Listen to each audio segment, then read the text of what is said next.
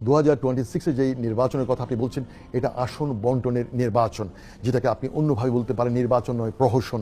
আসন ভাগাভাগি অলরেডি ফাইনালাইজের পর্যায়ে চলে গেছে, চূড়ান্ত পর্যায়ে। জামায়াতে ইসলামকে 80 আসন অলরেডি দেওয়ার জন্যে হাতে পায়ে ধরে বসে আছে।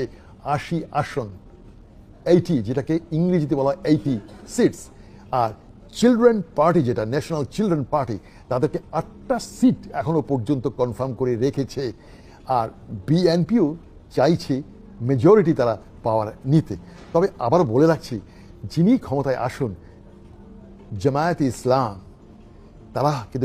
তারা হবে ওয়াচ ডগ। এই ওয়াচ ডগ বলতে অনেকে হয়তো বুঝবে না যে ক্ষমতার পেছনে যে মুগুর যে হাতে থাকা, এই মুগুরধারী হবে জামায়াতে ইসলাম। সুতরাং যারা আসবে 2026-এ, এটা একটা মিক্সড একটা কিছু আসবে। আর আমি আগেও বলেছিলাম জামায়াতে ইসলামকে যদি মেজরিটি দিয়েও এবার ক্ষমতায় বসানো হয়, Jamaat-e Islam is too smart, very smart. জামায়াতে ইসলামকে সেধে দিল এবার আসবে না, এরা বসবে না, এরা বসতে চাইবে না। বাট 2028-এ জামাতকে পায়ে ধরে সেধেই তাকে দিতে হবে। কারণ এই যে ট্রানজিশনাল পিরিয়ড, এই যে 2026 এবং 2028, এই 2 বছরের যে মাঝখানে যে ট্রানজিশন, যে সরকার আসবে, সেই সরকার তার কাঁধে কিছু কলঙ্ক, কিছু দায়ভার, কিছু ব্যর্থতা নিয়েই তারা বিদায় হবে। তারপর হবে আসল নির্বাচন। আর এই ট্রানজিশন পিরিয়ড গতবারও হয়েছে, সেই 1980-এ, আপনারা অনেকেই জানেন। 86 থেকে 88, আবার বিএনপির সময় একবার দেখেছেন 1996, তো 6 মাসের জন্য একবার এসেছিল।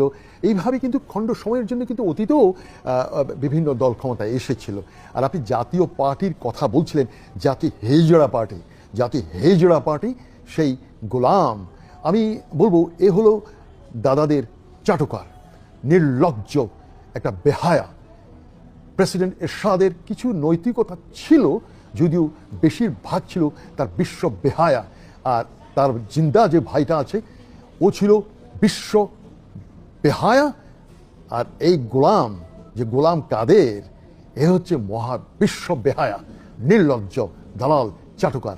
এদেরকে নির্বাচনী অংশগ্রহণ করতে দেয়াও এটা হবে একটা অভিশাপ, রাজনীতির একটা অভিশাপ।